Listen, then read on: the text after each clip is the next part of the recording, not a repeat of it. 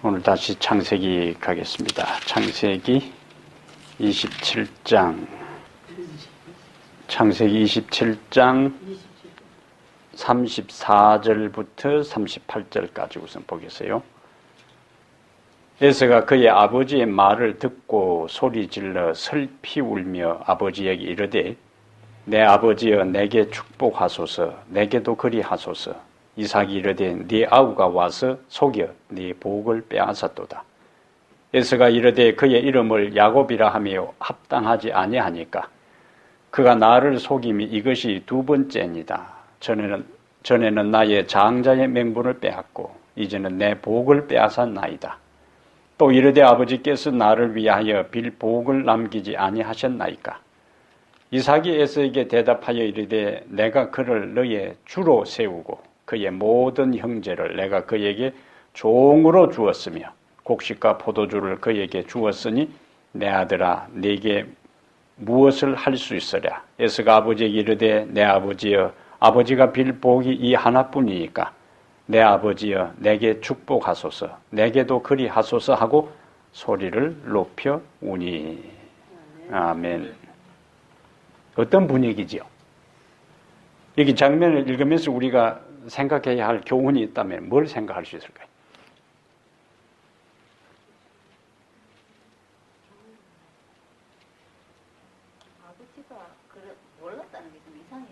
아버지가 몰랐다는 게 좀 이상하고, 예.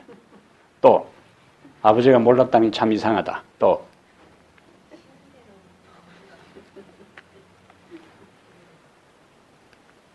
34절 시작할 때 소리질러 슬피 울며 나오고 그 다음에 38절 마지막에 다시 내게도 그리하소서 하고 소리를 높여 우니.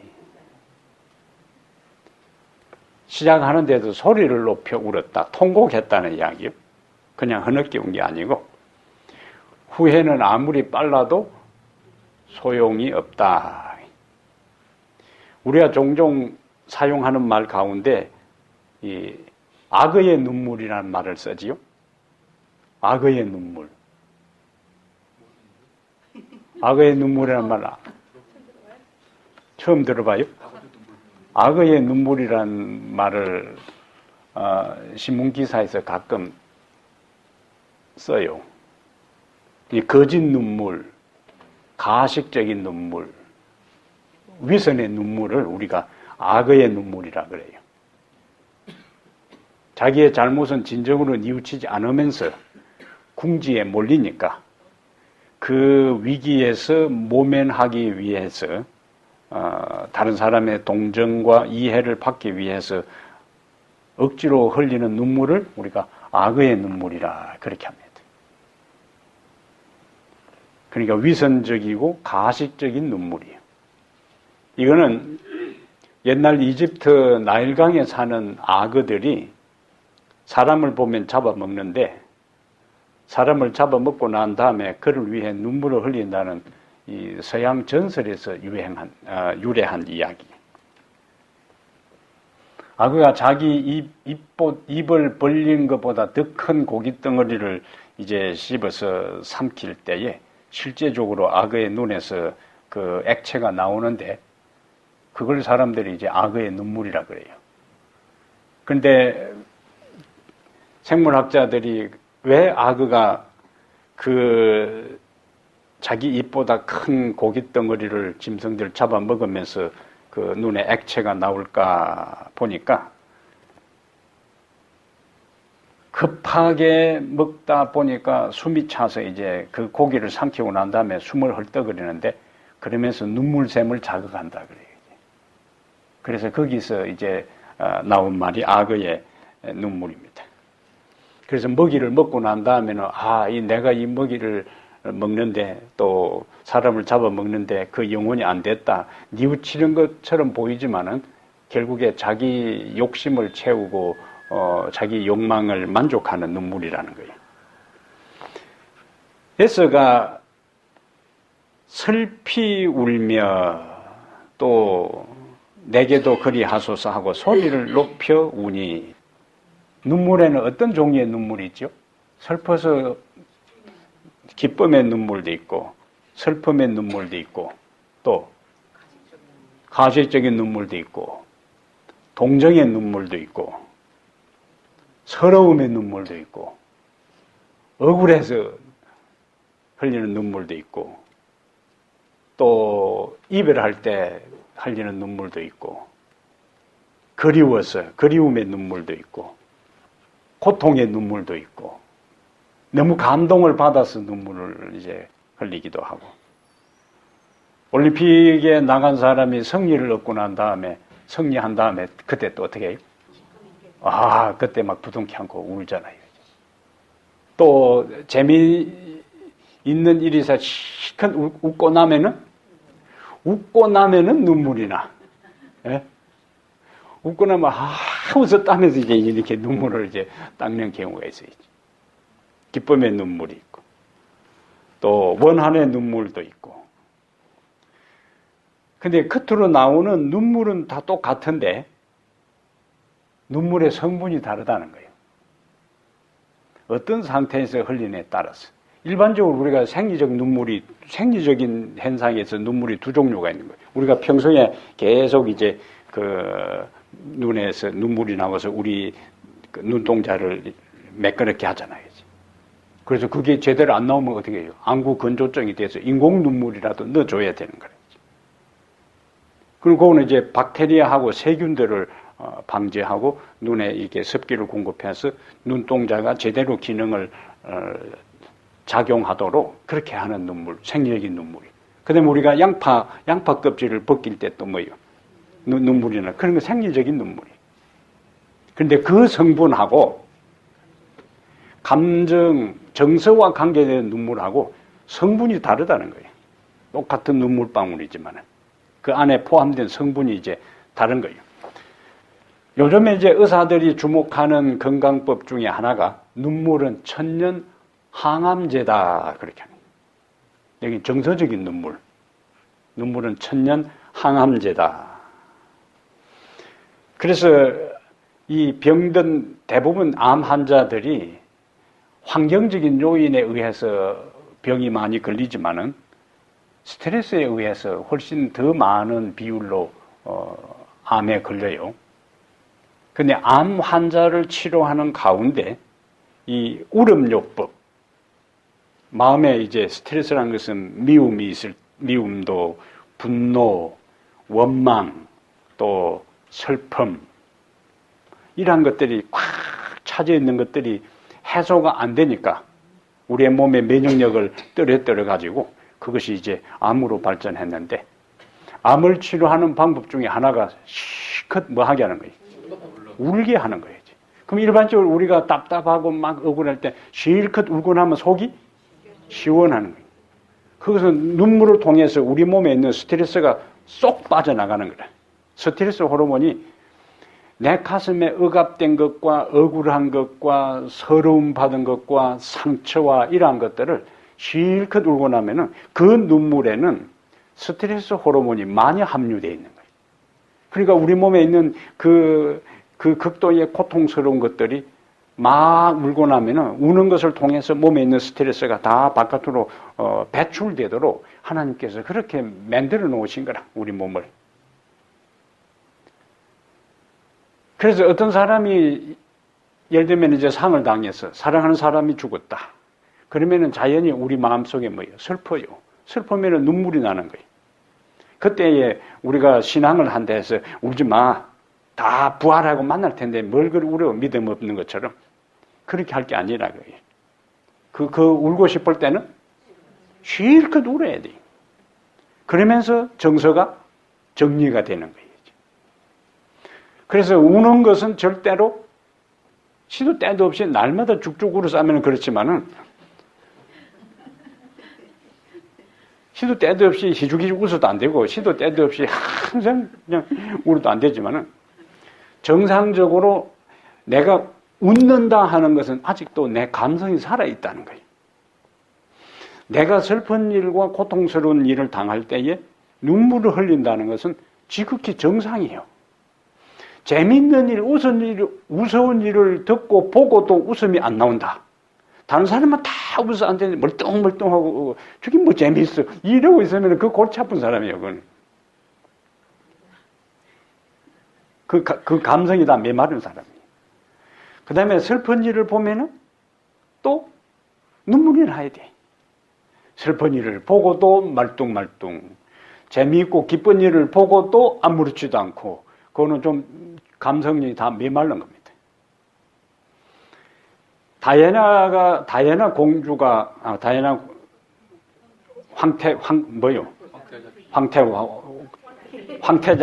다이애나 황태자비가 죽었을 때에 영국 전역이 완전히 슬픔에 잠겼던 거예요.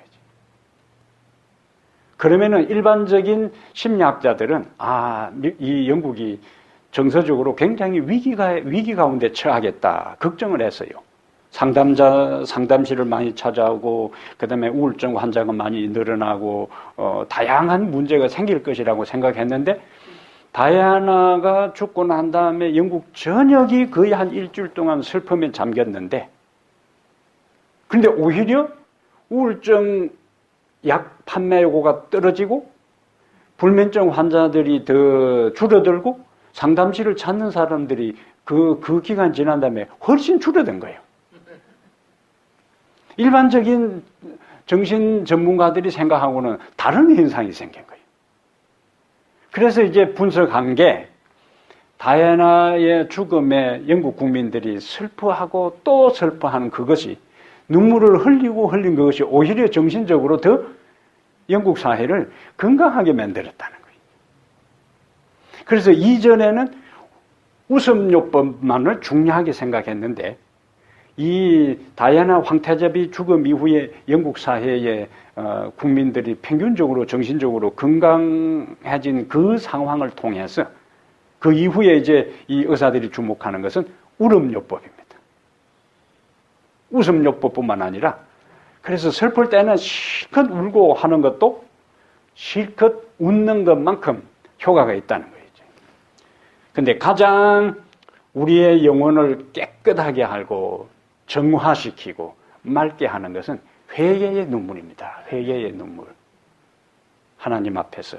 그래서 요엘서 2장에도 너희는 이제라도 울며 금식하며 애통하고 옷을 찢지 말고 마음을 찢어 내게로 돌아오라. 하나님께서 요엘 선자를 통해서 주신 기회는 무슨 기회를 주셨다고요? 이제라도 울며 금식하고 그 다음에 애통하고 옷을 찢지 말고 마음을 찢어 내게로 돌아오라. 그러면 하나님께서 너희에게 복을 내리시리라. 그렇게 한 거예요. 가장 우리의 영혼을 정결케 하는 것, 정화시키는 것, 정화시키는 그것은 우리의 육체, 우리의 영혼, 우리의 모든 그 얽히고 설킨 마음을 깨끗하게 만드는 가장 중요한 요소, 회개의 눈물인데, 회개의 눈물. 그것이 우리를 회복시키고, 우리를 육체적으로 회복시키고, 우리를 정신적으로 회복시키고, 그 다음에 우리를 영적으로 회복시키는 가장 값진 눈물이 무슨 눈물이라고요? 회개의 눈물이. 그래서 울기는 울되 어떤 이유 때문에 우느냐가 이제 중요하다 하는 거예요. 그런데 이 에서는 회개의 눈물도 아니고 에서는 후회의 눈물이에요. 후회의 눈물. 통곡하고 슬피 3, 4절에 에서가 그의 아버지의 말을 듣고 소리질러 슬피 울며 그 다음에 38절에는 그리하소서 하고 소리를 높여 우니 가슴을 치고 방성대고 가고 그의 아버지 앞에서 애걸복걸하며 소리를 높여 울었지만은 아무 소용이 없어요. 이것은 무슨 눈물이라고요? 후회의 눈물, 후회의 눈물. 이미 장자의 축복은 동생 야곱에게 넘어갔어요. 야곱이 이삭이 자기 이름으로 한 게 아니고 하나님의 이름으로 이미 동생에게 축복했기 때문에 더 이상 그 축복을 이삭 마음대로 돌이킬 수가 없는 거예요. 에서는 축복이 그에게 가까이 있을 때는 그것을 등한히 했어요. 종종 아이들끼리 놀 때에 필요 없다고 버렸는데 다른 아이가 주워가면은 내 거다 내놓으라고 도로 뺏어가는 경우가 있어요. 자기가 사용 안 하다가도 다른 사람이 사용하려면 그게 아까워서 도로 챙기는 사람이 있다. 에서에게 있어서는 그에게 가까이 있었던 그것들을, 그러니까 이미 하나님께서 야곱이 장자의 축복을 갖도록 정해 놓은 것이 아니고, 하나님이 임의로 정한 것이 아니고, 에서의 됨됨이가 뭐예요?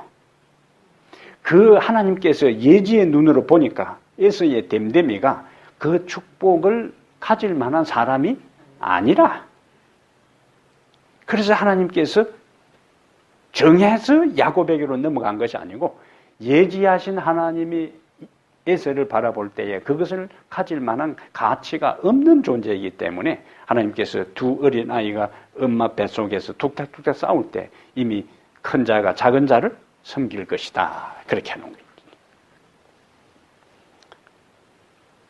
내 아버지여 내게 축복하소서. 아버지께서 빌 복을 내게 남기지 아니하였나이까. 상황은 이미 다 끝난 겁니다. 그래서 히브리 12장 가보겠어요. 히브리 12장에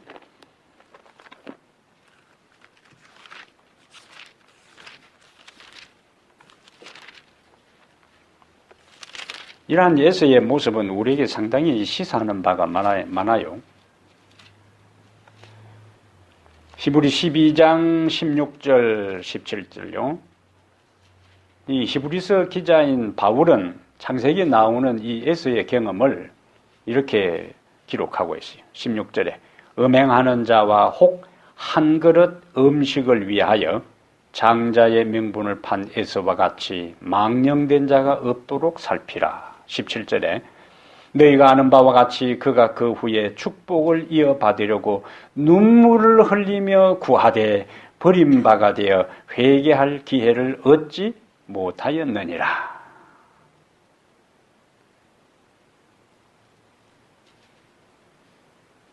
한 그릇 음식을 위하여 장자의 명분을 판 에서와 같이 망령된 자가 없도록 살피라. 그러면서 그 후에 축복을 이어받으려고 눈물을 흘리며 구하되 버림바가 되어 회개할 기회를 얻지 못하였느니라.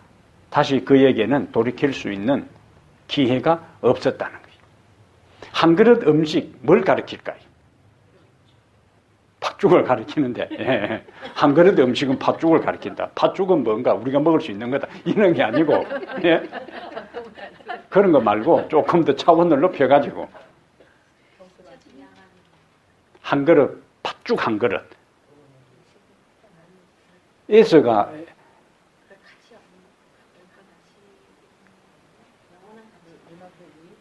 눈앞에 내 현실적인 필요. 우선 먹기에 꽃감이 달다고요. 그래서 우리가 앞부분에서 본 대로 내가 지금 배가 고파 죽을 것 같은데 이 장자의 명분이 내게 무엇이 유익하리요 하고 에서가 장자의 축복 명분을 가볍게 여겼다, 그렇게 나오죠. 그럼 오늘날 살아가는 우리들에게 장자의 명분은 뭘 상징할까요? 팥죽 한 그릇은. 팥죽 한 그릇에 더 큰 가치를, 우선 눈앞에 보이는 물질, 내 이익, 내 현실적인 쾌락, 내 현실적인 즐거움, 이러한 것들이 다 뭐예요? 상징적으로 에서가 소중하게 생각했던 팥죽 한 그릇이다. 우리에게 있어서도 바울이 창세기 27장에 나오는 이 에서의 경험을 히브리서 12장에 이야기하면서 에서처럼 되지 말라. 그가 다시 여기 창세기에 이야기한 것처럼 아버지 나에게 빌복이 남겨두지 않았습니까 해도 다시 그것을 얻을 수 있는 기회가 없었던 것처럼 우리에게 주어진 기회, 우리에게 주어진 하늘이 주은 그 모든 축복들은 모두에게 계속 기회를 주는 게 아니고 그 가치를 모르는 사람에게는 그것이 지나간다는 거예요. 그리고 지나가 버린 다음에 그것을 늦게사 그 가치를 알고 다시 그것을 소유하고 얻고 누리려고 한다 할지라도 다시는 그것이 되돌아오는 기회가 없다는 거라. 이걸 우리에게 바울은 히브리 12장에서 경고해 주고 있는 겁니다. 오늘 살아가는 우리들의 삶에 있어서도 마찬가지. 사람들은 하나님은 눈에 보이지 않고 영생은 경험되거나 느껴지지 않고 하나님께서 우리를 위해서 예비된 하늘에 대한 것들은 실감이 나지 않고 오늘 이 땅에 있어서는 다 현실적으로 다 눈에 보이고 만져지는 것이 느껴지는 것이기 때문에 그것에 우선순위를 두는 것은 다 에서의 후예들이에요. 에서의 길을 따르는 사람들이다. 근데 나중에 정신 차려 보니까 그게 아니더라고요. 그래서 제가 위에 새신자반에서 공부할 때 성경에는 두 가지 부활이 있어요. 모든 예수를 믿는 사람이든지 안 믿는 사람이든지 다 부활합니다. 하나는 심판의 부활이 있고 하나는 생명의 부활이 있어요. 심판의 부활과 생명의 부활이 있는데 생명의 부활은 예수님께서 오실 때에 부활하는 그 의인들의 부활이 생명의 부활이고 첫째 부활이에요. 그 다음에 심판의 부활은 악인의 부활이고 천년기 끝에 일어나는 현상이에요. 그럼 자, 우리가 다 죽었어요. 내가 눈을 딱 떴어. 눈을 딱 뜰 때 그게 내 운명을 이제 좌우한다 그거예요. 이제 눈을 딱 떴는데 보니까 예수님이 공중에 오시는 게 보여. 그 사람은 어디 생명의 부활이요. 그러면 그때부터 이제 그 모든 운명은 예수님께서 오셔서 그 음성을 듣고 눈 떠보니까 예수님이 공중에 오시는 장면, 천만 천사들이 나팔 소리와 하나님을 찬양하고 영광을 돌리는 그 소리를 들었으면은 그건 된 거예요. 그리고는 홀연히 변화되어서 살아있는 의인들과 함께 공중으로 끌어올려 공중에서 주를 영접하고 그 다음에 하늘 고속도로를 통해서 하나님 보좌 앞으로 이제 가는 겁니다. 근데 눈을 딱 떴어. 사방이 깜깜해. 으시시해. 예? 싸늘한 찬바람이 불고 예? 마귀가 히 하는 소리가 들리고 이제 먹이가 생겼으니까 천년 동안에는 마귀가 악한 천사들만 있다가 뭐 유혹할 상대가 없었는데 이제 먹이가 생겼으니까 너도 나도 막 부활한 악인들 옆에 악한 천사들이 떼거리로 몰려와가지고 내 밥이다 하는 딱 눈을 뜨는 순간에 빛이 보이지 않고 어둠 속에 있고 예수님의 얼굴이 보이지 않고 천사의 음성이 찬양 소리가 들리지 않고 으시시한 괴기 서리는 소리가 들렸다면 그 인생은 뭐예요? 끝난 거라고요. 끝난 거예요. 그러면은 내가 첫째 부활, 내가 죽어서 잠자는 상태에 있다가 눈을 떠보는 순간에 예수님의 밝은 얼굴이 보일 것인가? 어두운 사단의 괴기스러운 모습이 보일까 하는 그 모든 것은 내가 지금 나에게 주어진 모든 가치 속에 팥죽 한 그릇을 위해서 내 인생을 우선순위로 두고 살 것인가? 장자권 하나님의 자녀로서 준비한 하늘의 영혼을 바라보면서 살 것인가에 따라서 내가 눈 뜰 때에 어느 시점에 눈 뜨는 것이 결정된다는 거예요. 이거 굉장히 심각한 이야기요. 내 눈 뜰 때 어디에 어느 시점에 눈 뜰 것인가? 이왕이면 우리가 어디에 참여해야 되는 거예요? 생명의 부활에 참여할 수 있는 사람은 장자권, 하나님의 자녀로서의 보이는 것은 잠깐이요, 보이지 않는 것은 영원함이라고 했기 때문에 내 눈에 아무 증거 보이지 않고 이 손에 아무것도 만져지지 않고 내 귀에 아무 소리 들리지 않아도 하나님께서 약속하신 것을 바라보고 믿고 살아가는 사람은 첫째 부활에 참여하게 될 것이고 영원한 축복에 누리게 되는 거예요. 나머지 사람들은 둘째 부활에 참여해가지고 그때에 뭐 아무리 울고 불고 가슴을 치고 이를 갈고 통곡해도 그 운명을 아무도 바꿔줄 수가 없고 자기 스스로도 바꿀 수가 없어요. 노아 방주문이 닫히고 난 다음에 아무리 뭐 매를 들고 도끼를 들고 가서 해도 노아 방주문이 열리겠어요. 그러한 사항들을 우리가 항상 의식하고 살아야 됩니다. 후회의 눈물을 흘리지 않고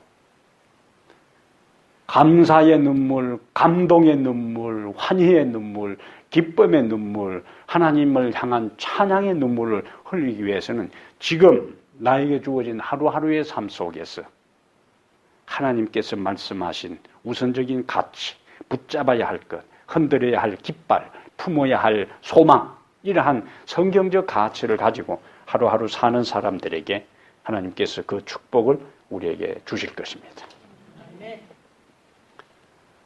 그래서 39절에 다시 창세기 27장 39절에 이삭이 이야기합니다. 그 아버지 이삭이 그에게 대답하여 이르되 이제 에서의 미래를 이야기합니다. 네 주소는 땅의 기름짐에서 멀고 내리는 하늘 이슬에서 멀 것이며 완전히 뭡니까? 내용이 뭐요? 땅의 기름짐에서 멀고 내리는 하늘 이슬에서 멀 것이며 긍정적인 분위기요, 부정적인 분위기. 땅이 기름져야 될 거 아니에요? 그 다음에 고대에 있어서는 비와 이슬은 하나님의 축복의 상징이에요. 특히 중동 지역에 있어서는 비가 이슬이 많이 내리는 것은 하나님의 축복의 현상이라. 그런데 뭐라고 이야기했어요? 내리는 하늘 이슬에서 멀 것이고 40절에는 너는 칼을 믿고 생활하겠고 그 다음에 네 아우를 섬길 것이며 네가 매임을 벗을 때에는 그 멍에를 네 목에서 떨쳐버리라. 칼을 믿고 생활하겠고 이거는 사납고 호전적인 에도민들의 생활 스타일을 이야기를 하는 거예요. 네 아우를 섬길 것이다. 나중에 에도민들이 한동안 독립을 유지하다가 나중에 사울에게 패하고 사무엘상 14장 47절에 사울에게 에돔이 패합니다. 그러다가 사무엘하 8장 14절에 다윗에게 완전히 정복돼요. 그 이후에는 에돔은 이스라엘의 지배를 받으며 살아가게 됩니다. 그대로 하나님께서 이삭을 입을 통해서 말씀하신 것이 성취되는 것을 볼 수가 있어요. 그럼 여기서 우리가 생각할 것은 야곱은 정상적인 방법으로 하나님의 축복을 받은 것이 아니고 기만, 사기로 아버지를 속여서 받았어요. 그러면 하나님께서 어떻게 정상적인 방법이 아니고 기만적인 방법으로 그 축복이 넘어가게 하셨을까? 예? 하나님은 바르신 분이기 때문에 그 축복도 정상적인 방법으로 넘어가야 되는데 여기서 하나님은 인간의 실수와 인간의 허물과 죄까지도 결국에 당신의 뜻을 성취하는데 사용하신다. 그것이 모든 이 세상에 일어나는 일들이 하나님의 장중에 있다는 거예요. 그것을 하나님 주권 사상이라 그렇게 합니다. 우리가 앞에서 자주 이야기하지만 요셉의 경우에 보세요. 하나님께서 요셉의 꿈의 내용이 뭐죠?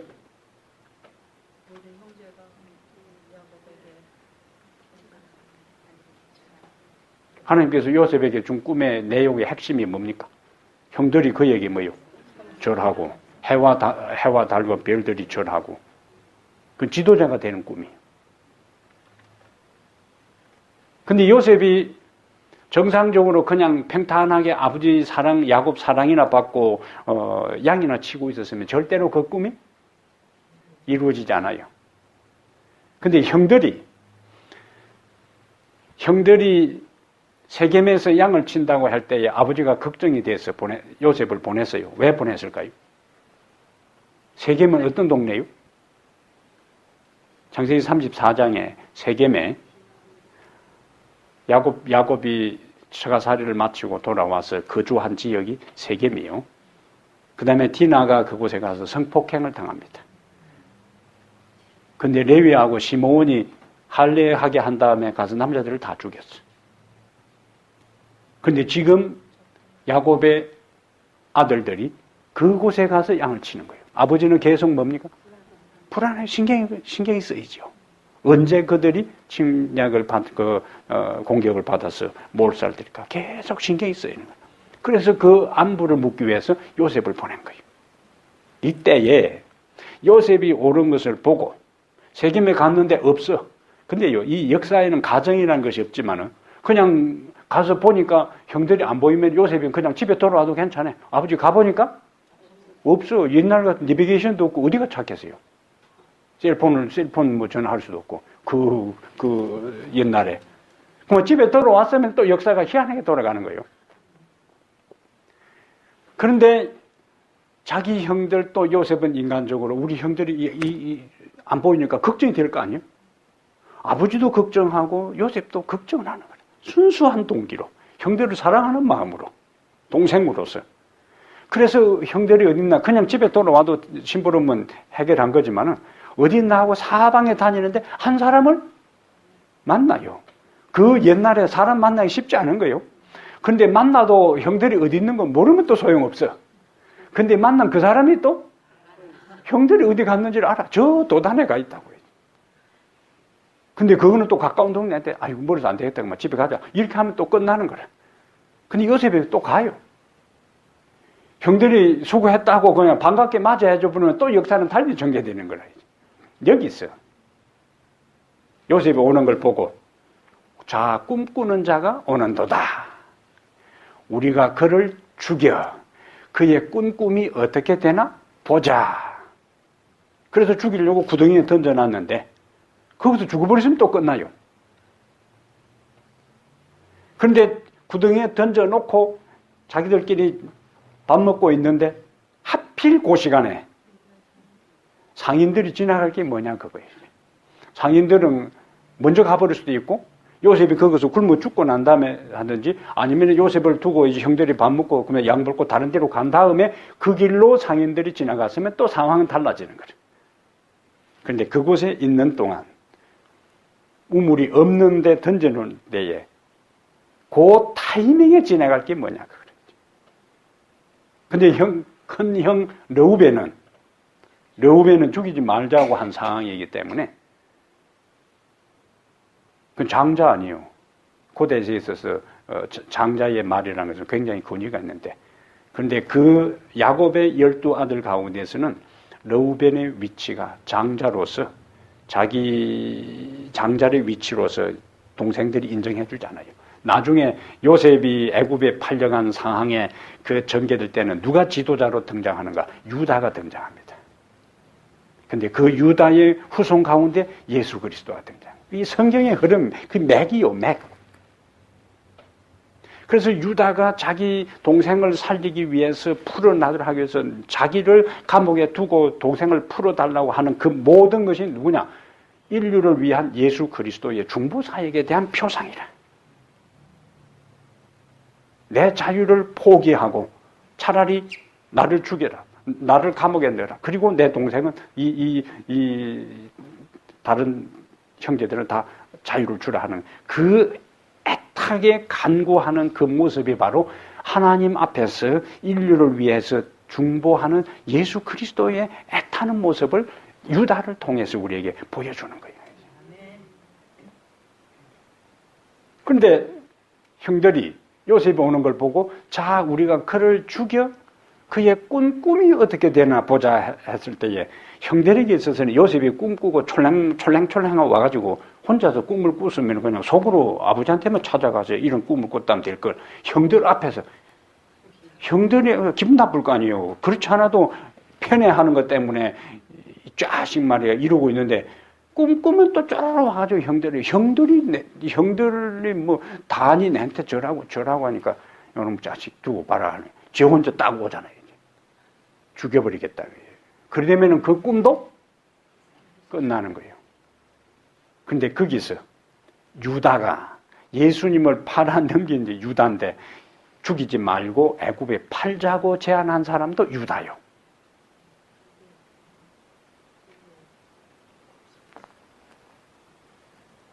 유다라니까? 예수님은 은 30냥에 요셉은 은 20냥에 그리고 팔려가요. 근데 여기서 이제 제가 하나님 모든 이 세상에 일어나는 일들은 하나님의 장중 안에 있다 하는 겁니다. 형들은 요셉의 꿈을 막기 위해서 애굽에 팔아넘겨 버렸어요. 그런데 하나님은 애굽에 팔아넘긴 그 일을 통해서 하나님께서 요셉에게 준 꿈이 성취되는 계기로 발판으로 삼으셨다는 거예요. 그래서 로마서 8장 28절에 나오는 그 이야기입니다. 우리가 알거니와 하나님을 사랑하는 자 그 끝대로 부르심을 입은 모든 자들에게는 모든 것이 합력하여 선을 이루느니라. 그 말씀이 바로 요셉의 생애에 결정적으로 성취된 거예요. 그래서 우리가 내 삶에 현재 일어나는 일들이 그것이 좋은 일이든 나쁜 일이든 긍정적인 일이든 부정적인 일이든 그보다 더 중요한 것은 내가 하나님 말씀 안에 머물고 있으면은 다른 사람이 나를 망하게 하고 다른 사람이 나를 방해하고 다른 사람이 나를 힘들게 하는 그 모든 일들을 내가 하나님을 의지하고 붙잡고 있으면은 그 일들을 통해 하나님은 그것이 다 나에게 유익이 되고 축복이 되는 것으로 만들어 주신다는 거예요. 이게 성경의 위대한 사상입니다. 그게 우리 부조들의 삶이고 이 전년 역사에 있어서 수없이 반복되는 이 하나님의 간섭과 역사입니다. 여기 이삭과 그 다음에 야곱과 에서의 사이에 전개되는 그 일도 마찬가지. 하나님의 섭리 안에서 우리는 벗어날 길이 없다. 하나님의 섭리 안에서. 그래서 우리가 지난 시간에 하나님의 뜻은 어떤 경우에도 성취된다. 그럼 우리가 하나님과 잘 조화되면은 하나님의 뜻도 성취되고 우리도 축복을 받고 우리가 불순종하면 하나님의 뜻은 다른 방법으로 성취되되 거기에 응하지 못한 사람은 버림을 받는 거예요. 에스더가 메데페르시아의 하만에 의해서 이스라엘 백성이 하루아침에 몰살당할 그 위기에 처할 때에 모르드게가 에스더에게 한 말이 있어요. 네가 이 때를 위하여 왕후가 된 것이 아니냐. 네가 만일 잠잠하면 하나님께서 다른 사람을 통해서 이스라엘 구원한다는 거예요. 그러니까 우리는 이왕이면은 어쨌든 하나님의 뜻은 성취될 것이기 때문에 내가 그 하나님의 뜻을 성취하는 일에 있어서 긍정적으로 협력하고 함께 동참하게 되면은 하나님의 뜻도 성취되고 나도 축복을 받고 내가 협력하지 아니하고 무관심화돼서 하나님의 뜻까지도 방치되고 실패하는 것은 아니에요. 하나님은 예수님께서 예루살렘에 입성할 때에 아이들이 막 호산나 다윗의 자손이여 노래할 때에 시끄럽다고 사람들이 하니까 이들이 잠잠하면 뭐 한다고요? 돌들이 소리 지르려 하잖아요. 하나님께서 필요하면은 돌들로도 소리 질러서 당신의 뜻을 이룰 수가 있어요. 그럼 우리를 통해서 왜 당신의 사업을 이루고 영혼을 구원하시려고 하는가? 그 과정에서 영혼을 구원하기 위해서 애쓰는 과정에 우리를 살리기 위해서 그렇게 하는 거예요. 우리를 살리기 위해서. 하나님 우리를 통하지 않고도 얼마든지 다른 사람을 구원하실 수가 있어요. 천사를 통해 천사 한 명만 동원해도 다 지상에 있는 사람을 다 회심하게 할 수도 있다. 그러나 우리 연약한 우리를 통해서 한계가 있고 부족한 우리를 통해서 하는 것은 그런 과정에 우리를 살리고 영적으로 성장시키고 한계를 느끼기 때문에 더 하나님께 매달리게 하고 영혼을 구원하는 일을 통해 하나님의 구원 사역에 동참하는 기쁨을 경험하도록 하기 위해서 하나님께서 우리를 당신의 동력자로 삼으시고 일을 하시는 것입니다. 여기 이제 하나님의 섭리입니다. 그런데 하나님의 뜻은 어떤 경우에도 성취된다. 그런데 여기 소설 제목처럼 톨스토이 죄와 벌처럼 죄와 벌이라는 그 소설 제목처럼 여기도 하나님께서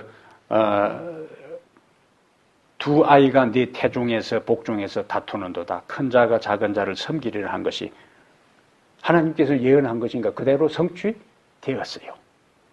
그런데 성취되었는데 그 성취가 리브가나 그 다음에 이삭이나 에서나 야곱이나 다 하나님의 그 순리에 따라서 순응하고 반응했더라면 그 가족의 위기가 없었을 텐데 이미 이제 그것은 하나님의 뜻대로 됐어요. 큰 자, 작은 자에게 축복이 넘어갔어요. 근데 그것이 하나님께서 원하는 방법이 아닌 하나님의 간섭에 의해서 됐으니까 이삭은 나중에 그 야곱을 만날 길이 없이 헤어지게 되고 또 어머니도 아들하고 헤어지게 되고 억지로 그 축복을 가로챈 야곱은 20년 동안 처가살이 하면서 자기보다 더 속이는 데 전문가 고수한테 20년 동안 죽을 고생을 하고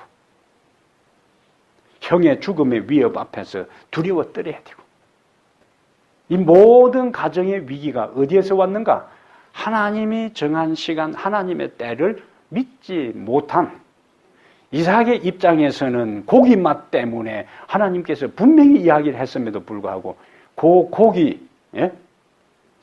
고기 맛을 극복하지 못하고 하나님의 섭리, 분명히 작은 자가 큰 자를 섬긴다 했는데 내가 손 얹어서 축복해버리면 끝나는 거지 뭐 이런 교만한 생각을 했다는 거죠. 심은 대로 거두게 되는 거예요. 그래서 그 가정이 완전히 위기 가운데 처하게 되는 것은 하나님의 본래의 말씀은 성취되었지만은 인간들이 하나님의 약속을 기다리고 믿지 못한 것 때문에 가족 해체의 아픔과 고통을 그들이 경험할 수밖에 없었다 하는 거예요. 41절 봅니다. 그의 아버지가 야곱에게 축복한 그 축복으로 말미암아 에서가 야곱을 미워하여 심중에 이르기를 아버지를 곡할 때가 가까웠은즉 무슨 말이죠? 근데 나중에 이 바로 안 죽었어요. 한참 후에 죽었습니다. 이 사람은 몰라요. 당장 곧 죽을 것 같아도 잘 안 죽어. 에서가 야곱을 미워하여 심중에 이르기를 이제는 뭐 그 두 형제 사이가 어떻게 되겠어요? 살려는 판이죠. 그것을 지켜보는 아버지 어머니 마음도 어떻겠어요? 그래서 우리는 손해가 될 것처럼 보이고 내 인간적인 기대감으로 되지 않을 것처럼 보여도 하나님의 때와 하나님의 방법을 기다려야 문제가 안 생기지 인간이 나서서 문제를 해결하려고 하는 순간에 이 가정처럼 이렇게 되는 거예요. 심중에 이르기를 요거는 지금 마음에 그랬어요. 심중에 이르기를 아버지가 곡할 때가 가까웠은즉 내가 내 야곱을 죽이리라 하였더니 맏아들 에서의 이 말이 리브가에게 들리매. 그러면 위에는 심중에 이르기를 했는데 밑에는 에서의 이 말이 리브가에게 들리매. 어떻게 이해할까요?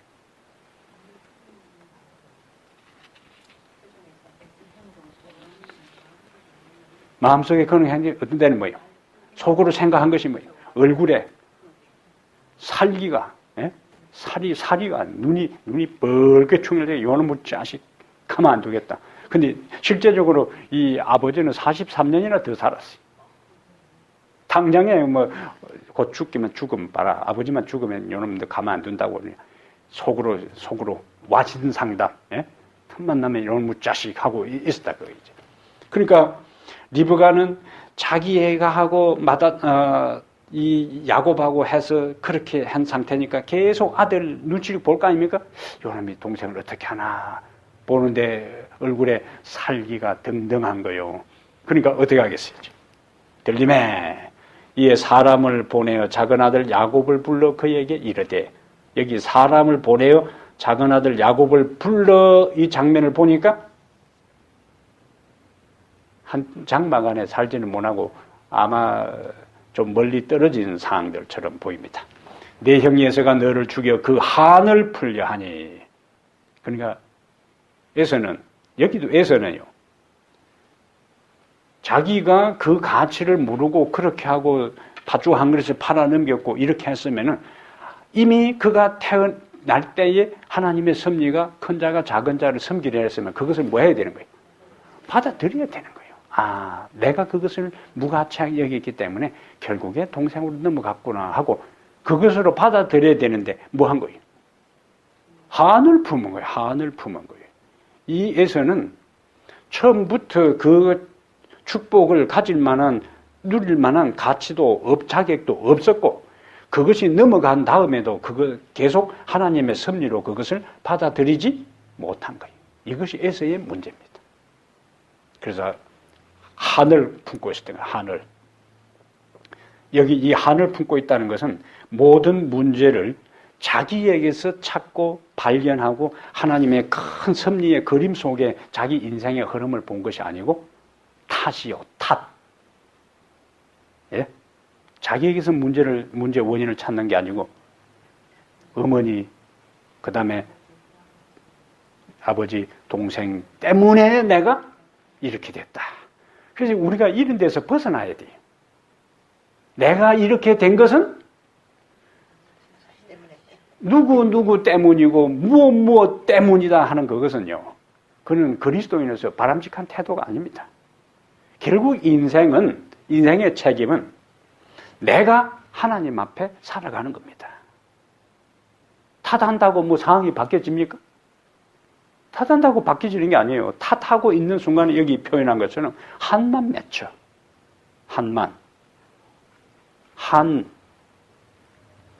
한이라는 것은 한국 사람이 가지고 있는 아주 특징적인 그 정서적 극입니다. 한.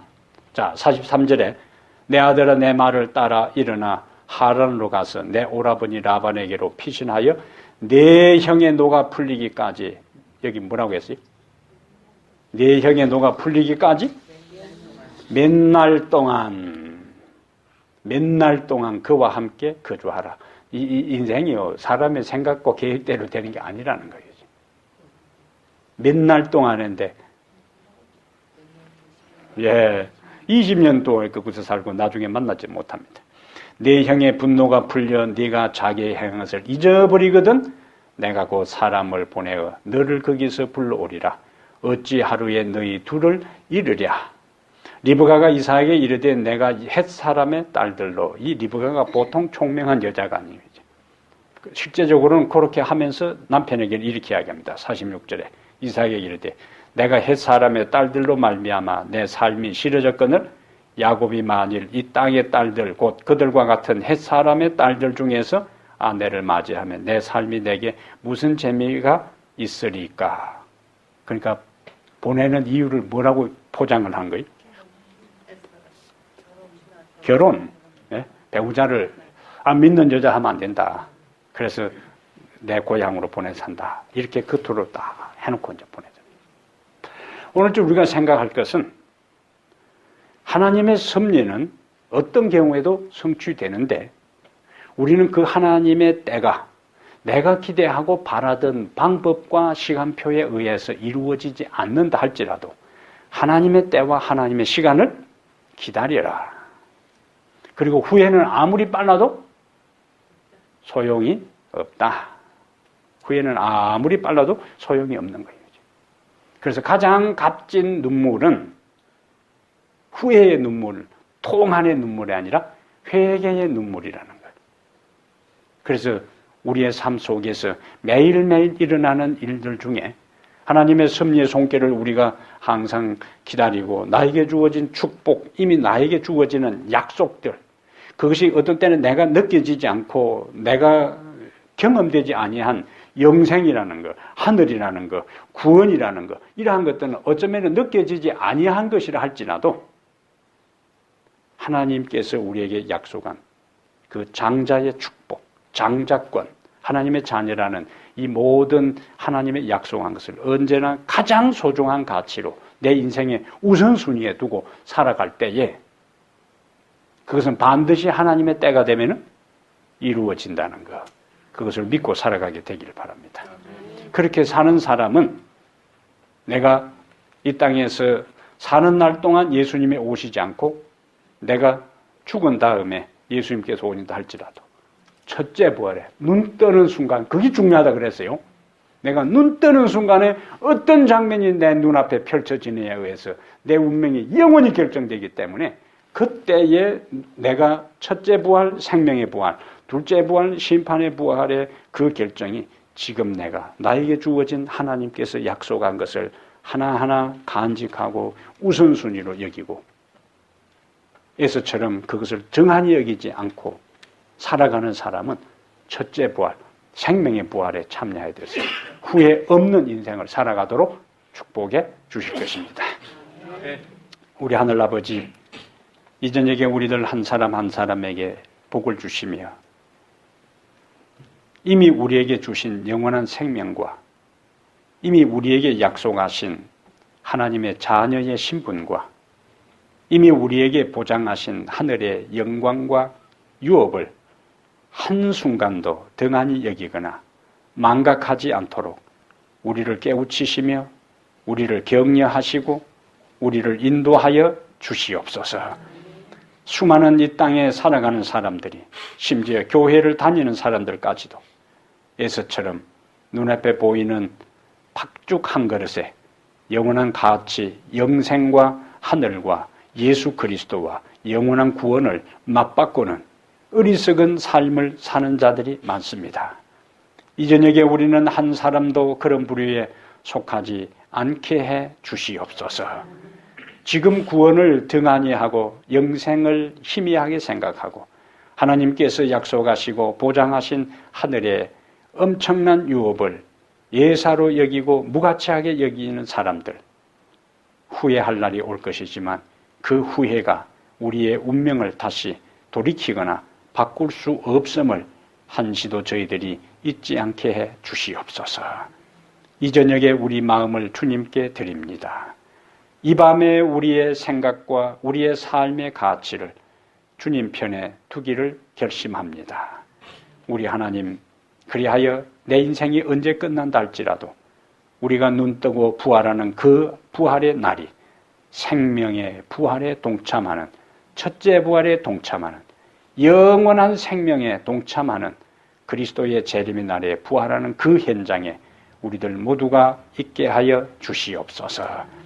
우리를 통하여 이루고자 하시는 하나님의 깊은 섭리와 원대한 뜻과 또 주님의 계획이 있을 줄 아오니 날마다 우리들 자신이 하나님과 협력하며 하나님과 동력자가 되어 주의 명한 그 길을 묵묵히 순종하며 기다리며 걸어가는 저희들 모두 되게 해 주시옵소서. 우리 주 예수님 이름으로 기도합니다. 아멘.